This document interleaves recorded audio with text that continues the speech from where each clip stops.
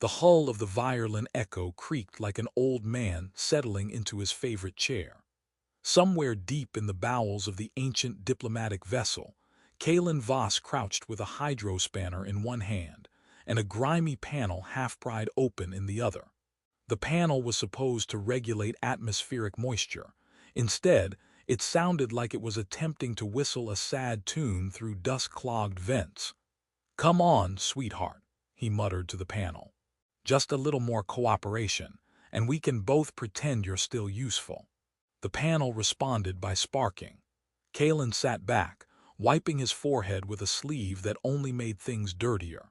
Around him, the dim corridor lights flickered with all the enthusiasm of a dying campfire. The violin echo had once hosted high-level treaties and interstellar ballads sung by diplomats with 10 tongues. Now it was home to diplomatic outcasts, low-priority analysts and systems held together by stubbornness and luck, and one very quiet, very unsettling alien woman, Unit Lyra. Kalen had only heard her name once, passed along from a maintenance log he wasn't supposed to read. She wasn't listed in the official crew manifest, but she had an assigned sector, a living pod, and apparently a strong preference for isolation. He'd seen her exactly 6 times, always from the back. She stood like a statue, tall, poised, with unnaturally smooth posture and golden hair bound so tightly it looked like spun metal. But it was the ears that caught him off guard. Long, tapered like blades, rising from her head as if they were tuned to a frequency he'd never hear. He tried not to look, really, tried not to wonder, but the way she moved, silent, deliberate, drew attention like gravity. Kalen had even installed a reflective panel across from her workstation, for safety reasons. Just in case she needed help, that she never did was a technicality.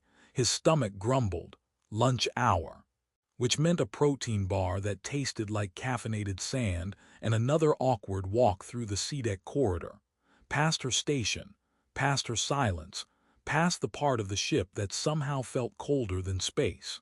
He walked slowly this time, deliberately, just in case. There she was, same as always, back turned, working at a console with her hands moving so precisely he was sure she could type out poetry with one and recalibrate targeting systems with the other. He didn't expect to say anything, certainly not out loud, but the corridor was so quiet, and she was just there. "Beautiful," he whispered. He wasn't even sure he said it until she paused, not just paused, froze. One hand hovering mid-keystroke, Kalen's brain sprinted. His mouth opened for damage control, but his tongue staged a mutiny. The alien woman slowly turned. It wasn't dramatic, it wasn't fast. Just a gradual motion, as if the entire idea of facing him had to pass through some slow, ancient ritual. Her eyes were the color of a sunrise over a burning nebula. Not bright, not soft, just intense, curious. Kalen panicked. Talking about the panel. Yep, that one there, beautiful design, the interface. The interface was cracked. She blinked once. "You admire broken equipment." "Only the really high-end broken stuff." He tried to smile. It came out crooked. "Limited edition, collectible even." Her lips didn't move, but something in her expression shifted, just slightly. Not quite amusement, but something adjacent. "You're Kalen Voss, maintenance technician, level 3 clearance. Formerly of orbital platform Orioles 5. You do your homework. I scan everything within a 5-meter radius. You breathe very loudly." He choked on a laugh. "That's fair. My lungs were designed for planets. You know, with actual air." She tilted her head. A few strands of gold hair slipped loose, and Kalen's heart, normally very committed to beating at a professional rhythm, stumbled a beat. "I apologize if I startled you," she said. "I wasn't expecting commentary." He raised both hands. "Honestly, I wasn't expecting it either. Sometimes my mouth bypasses the command center, like an emergency escape pod ejected for safety." Silence again. Then, barely perceptible, her eyes narrowed like she was trying to understand a joke told in a forgotten dialect. "What is it you find beautiful?" she asked. Kalen should have run, should have said the panel, the layout. the clean lines of the console, but instead he shrugged. You, from a respectful distance, which I am now exceeding probably. She stared for a long moment, then turned back to her work. Kaelin lingered. So, if you ever need help with those interfaces, I'm pretty great at making them worse before I make them better. Statistically, that aligns with your repair record. He grinned. I take that as a compliment. No, you don't. Fair enough. He stepped back, giving her space. Well, this was profoundly awkward. I'll go now. She didn't answer, but as he turned, he heard a quiet sound, barely audible beneath the hum of the ship. A soft, unexpected exhale. A laugh. He didn't dare look back. Not yet. But something had changed. Not in the ship, not in the corridor, in the silence. It wasn't quite as cold anymore. The next morning, Kaelin spent a full 7 minutes debating with himself in the mirror about whether to shave. He ultimately decided that space stubble gave him a rugged tech specialist vibe. Then he tripped over a loose power coil and cursed loudly enough to activate the room's privacy override. Somewhere in the distance, he imagined her ears twitching in judgment. Down in Subdeck 3, the ship hummed with the quiet despair of neglected systems. As usual, Kaelin set about pretending to be useful. He poked at an access panel that was already working fine and replaced a functioning conduit with one that was shinier, if not actually better. I see you've upgraded an operational system with an inefficient model, came the voice behind him. He turned slowly as if facing a supernova. Lyra stood with arms crossed, golden hair now tied higher, revealing the full curve of her long, elegant ears. Her expression was impassive, but the fact that she was talking to him, voluntarily, that was new. Upgraded is a strong word, Kaelin said. Let's go with aggressively modified. You are aware this adjustment will reduce energy efficiency by 12%. That's optimism. I was shooting for 15. Lyra blinked at him, then moved past to inspect the junction herself. She knelt, fingers dancing over the panel's edge with a delicacy Kaelin hadn't expected from someone who looked like she'd been born in a war chamber. Why are you here? He asked before he could stop himself. I mean, on this ship, you don't exactly blend in with the rest of us underachievers. Her fingers paused. I was reassigned temporarily. That's vague. Intentionally. The ancient art of none of your business. He nodded sagely. A classic among diplomats and angry ex-girlfriends. You believe I resemble an angry ex-girlfriend. No, you're way taller. And much more likely to kill me with a hairpin. For a second, something twitched at the corner of her mouth. It might have been a smile, or a glitch. Kaelin wasn't sure which made him more nervous. She rose, straightened her posture like a tower reassembling, and said, You asked yesterday why I was beautiful. I think I implied it more than asked. There was a whisper, it was subtle. You risked communication protocols for aesthetics. Well, when you say it like that, it sounds illegal. Her head tilted slightly. In my culture, outward admiration is discouraged unless sanctioned by formal bonding. Kaelin raised both brows. So, flirting is basically a contract. A preliminary one, yes.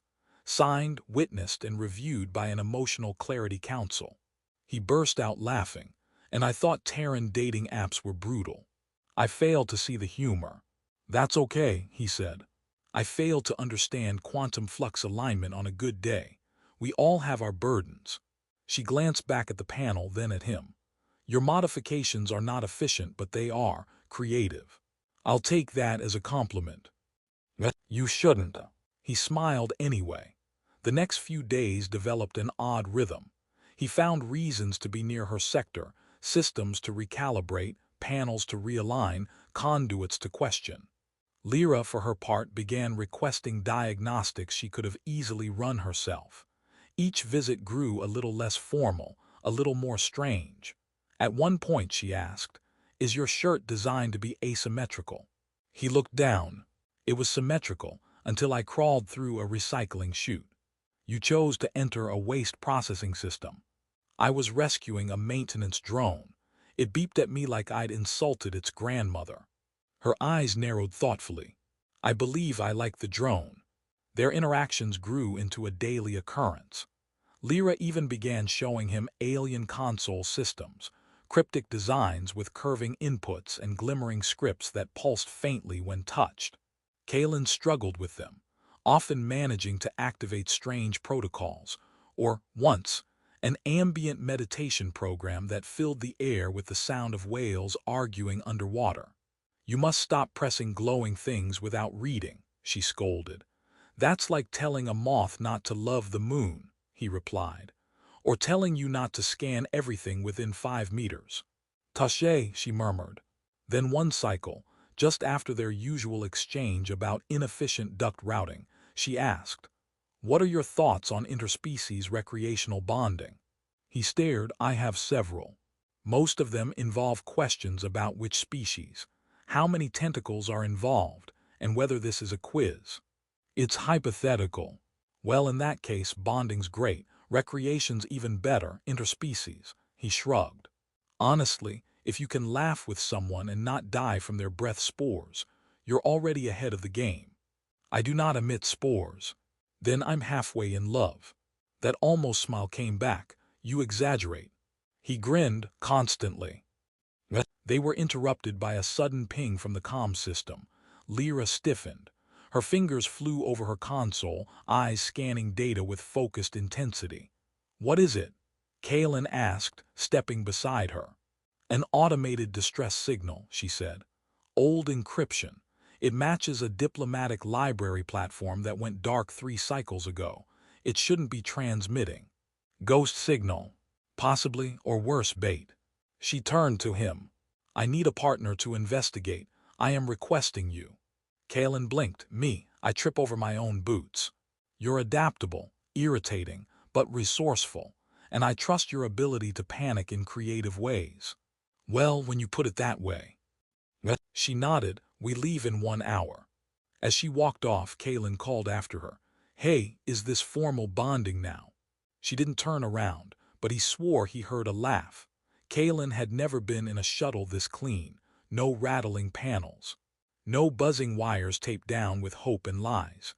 Just smooth systems, pristine upholstery, and a silence that felt ominous. Probably because the only other person on board was Lyra, who piloted like she'd been born inside a flight manual and didn't believe in small talk. "So," he began, adjusting the straps on his harness as the shuttle glided from the docking bay, "do we have snacks, or do elite recon missions run on sheer dignity?" Lyra didn't turn her head. "There are nutrient tabs in the side panel." He opened it. "You mean these? These aren't snacks. These are sadness compressed into edible form. They meet all biological requirements for your species. They also taste like compressed boot." She glanced sideways.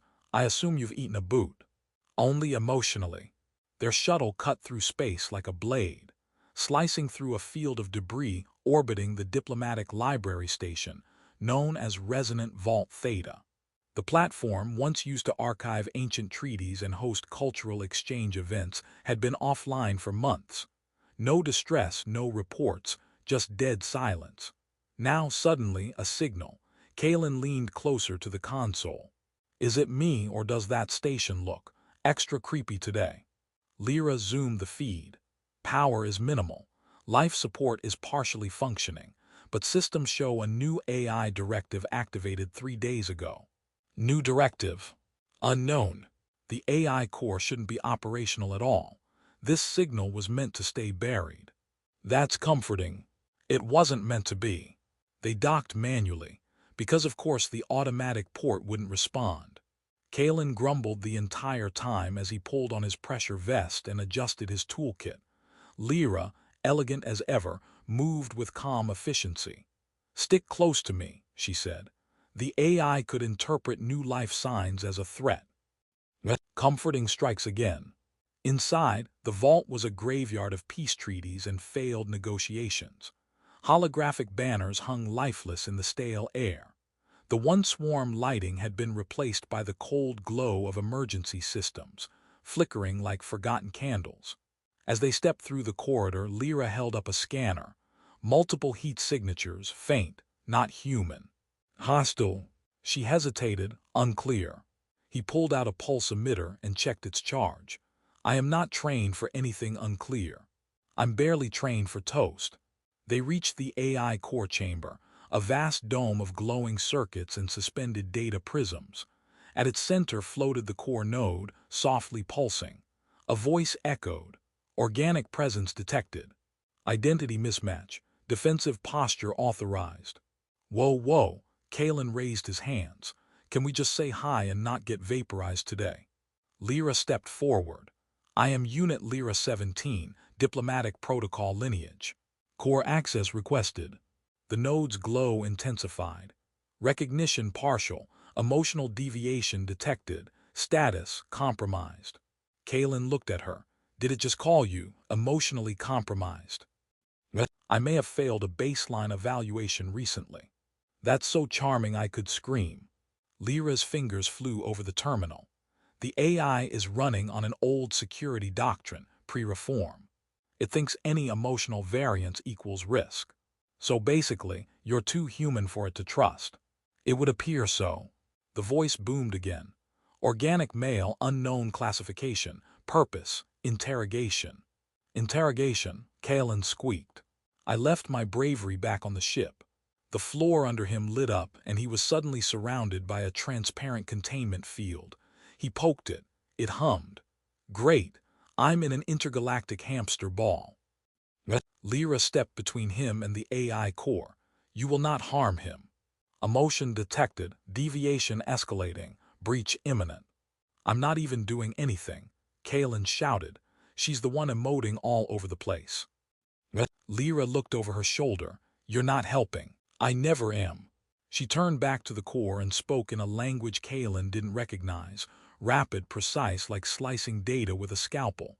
The AI paused. The lights dimmed slightly. Override code accepted, it said. Directive suspended. The field vanished. Kalen fell forward with a yelp and caught himself on the edge of a console. You good? He asked, brushing himself off.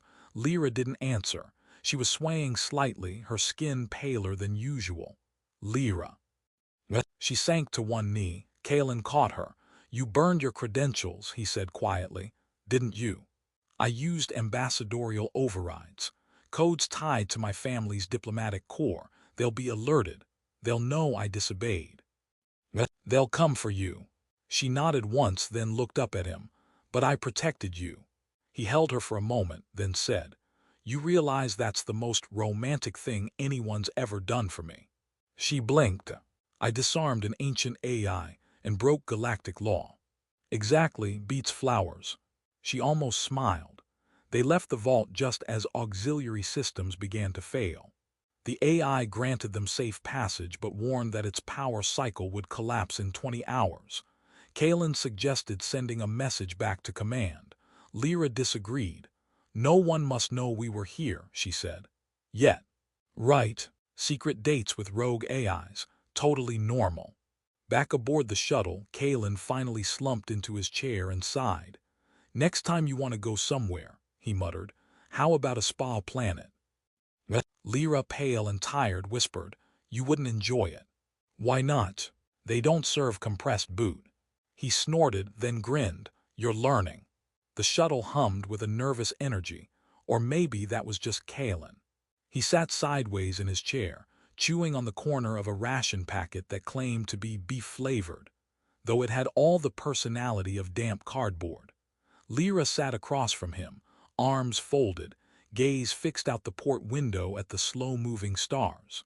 Neither of them had spoken since departure. Okay, Kalen finally said, voice muffled by artificial protein. Tell me we didn't just commit an elegant, protocol-shattering galactic crime. We didn't just commit it, Lyra replied without looking at him. We danced with it, gave it a gift basket, called it by its full legal name.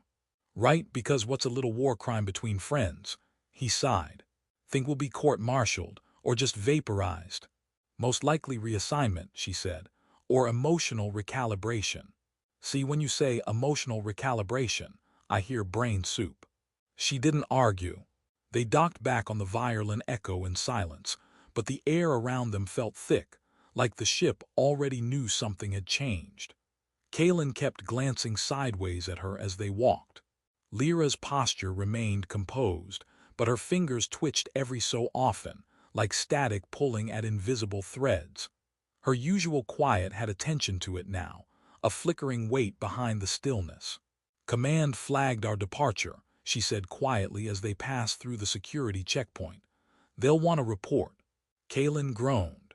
"Can I tell them I got lost in a historical corridor and emotionally bonded with a hostile AI while you heroically saved me using codes you technically didn't have?" "No." "Can I lie better?" "No." "Well then, I'm out of ideas." He paused. "We're screwed, aren't we?" She didn't answer, but she didn't deny it either. Over the next 2 days, things got weird. First, Lyra's clearance was temporarily suspended, not revoked, not reprimanded, just quietly placed on review. Second, a new face appeared on the Echo. Administrator Velen, a Terran with perfect teeth, a voice like a sharpened contract, and the uncanny ability to appear in places moments before he was expected.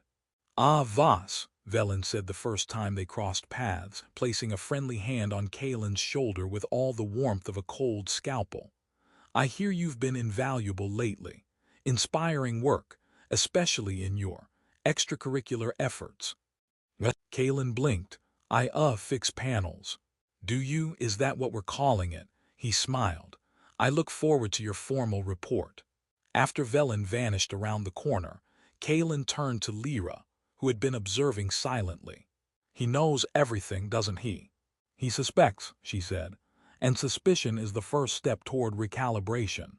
Again with the soup. That night Kalen found himself unable to sleep. His room felt too quiet, his thoughts too loud.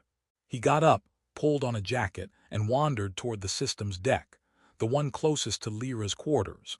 Totally coincidence. Absolutely unintentional. He didn't expect to find her sitting cross-legged in the auxiliary interface chamber, a dozen holographic data spheres rotating slowly around her. Her eyes were closed, her ears twitched slightly with each sphere's turn. "Whoa," he whispered. "Are you communing with the data spirits?" She opened one eye, meditating.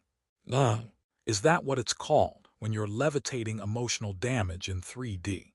She smiled faintly. "This platform holds archived emotional scans, ambassadorial experiences, first contact narratives, diplomatic betrayals. I'm trying to understand what went wrong." "With the mission?" "With me." Kalen sat beside her, legs stretched out, arms behind his head. "You mean that you started feeling things?" "I was not designed for deviation. My genes were edited for neutrality, objectivity, harmony." "Well, harmony's overrated," he said. "You ever heard a Terran barbershop quartet try Klingon opera?" She looked at him. "That sounds horrifying." "Oh, it is." He chuckled. "But you can't look away. It's alive, messy, loud, a disaster, and sometimes it's exactly what you need." Silence again. The spheres continued to rotate, casting strange lights on the walls. "I like saving you," she admitted softly. He glanced sideways. "I like being saved, especially the part where you didn't let an ancient AI dissect my lungs." Her tone turned dry. "You're very attached to those lungs." "They help me scream when things explode, so yes." The next morning, everything fell apart. Administrator Velen called them both to the central command chamber. Neutral lighting, no seats, too many cameras. He smiled politely. Lyra stood tall, hands behind her back. Kalen looked like he'd accidentally wandered into a wedding rehearsal for people he didn't like. "You violated interstellar monitoring protocols," Velen said, pacing slowly. "Access forbidden sectors, engaged with unauthorized AI, used forbidden clearance codes." "I also fell into a wall," Kalen offered. "Not sure if that helps." Velen ignored him. Under normal circumstances, this would result in re-education and demotion. "But Lyra, you are not normal circumstances, are you?" She said nothing. "You're a living legacy, daughter of ambassadorial pair 17C. genetically regulated for neutrality, diplomatic royalty. He smiled. And now, you show signs of instability. I prefer humanity, she said quietly. That's not what you were made for. Kalen stepped forward. Maybe not, but it's what she chose. Which, in case you've forgotten, is kind of the whole point of not being a toaster. Velen's eyes narrowed. You'll be reassigned Technician Voss, far from this sector. No, Lyra said. Velen turned. Excuse me. I'm leaving, she said. On my terms. I've revoked my claim to the legacy program. I've deleted my ambassadorial line signature. Velen's composure slipped for just a second. That's irreversible. Yes, she said, it is. He looked between them. You'll regret this. Lyra smiled, calm, sure. Maybe, but it will be my regret. As they walked away, Kalen asked, so, no more legacy powers, no more shiny diplomatic overrides. No, she said. Just me now. Well, damn, he said. Guess I'll have to like you for your personality. You always did. He stopped walking. Wait, was that a joke from you? She kept walking. Catch up before I reconsider. He did. 2 weeks after the hearing, Kalen's quarters were cleaner than they'd ever been. Which, considering his baseline, still left them somewhere between semi-chaotic starport lounge and museum dedicated to laundry avoidance. The hydrospanner lay untouched on the desk. The auxiliary consoles blinked for attention, ignored. And the empty second cup of tea across from him didn't refill itself, no matter how long he stared at it. She was gone, just like that. One moment they were walking out of Velen's chamber like rebels with sarcastic cause, and the next, she'd packed up her few belongings, mostly data chips and an illegal Terran poetry archive, and left on a transport shuttle without even a dramatic farewell. I'll return, she'd said, calm, quiet like her, when I'm no longer property of expectation. Kalen hadn't argued, mostly because he didn't know how. Partially because if he had, he probably would have made it worse by calling her emotionally heroic, and she'd have slapped him with a protocol citation out of nostalgia. Now he waited. The Echo moved on, with or without her. Maintenance cycles rotated. Administrator Velen left mysteriously, his reassignment classified. Rumor had it he'd been sent to a diplomatic outpost on a planet entirely covered in wet moss. Kalen chose to believe it. He resumed his rounds, fixed real systems this time, even cleaned the recyclers voluntarily, which made several officers question whether he was sick or undergoing spiritual awakening. Some nights he'd walk past her old station, still silent, still cold. The reflective panel remained, though, a reminder, a habit he couldn't let go of. Then one cycle, 82 days after she left, the console near his bed chirped. Not a standard chirp, not a system alert, a voice-encoded encrypted transmission, 4 words, I fixed the coupler. He sat up so fast he slammed his knee on the corner of his desk, cursed creatively, and nearly knocked over the teacup he'd kept in the same place every day, just in case. The message didn't have coordinates, didn't need them, he knew. The port hangar bay doors opened to a figure stepping lightly onto the platform. Same posture, same stride. But something different in the way she held herself, not with diplomat's tension but quiet certainty. Lyra wore no insignia now, no designation, just a long, utilitarian coat over travel gear and a satchel slung over one shoulder. She looked at him, and for the first time she wasn't looking through him. I meant to say goodbye, she said. I just didn't know how. I meant to say don't go, he replied. I just didn't want to make you stay. They stood like that for a long time.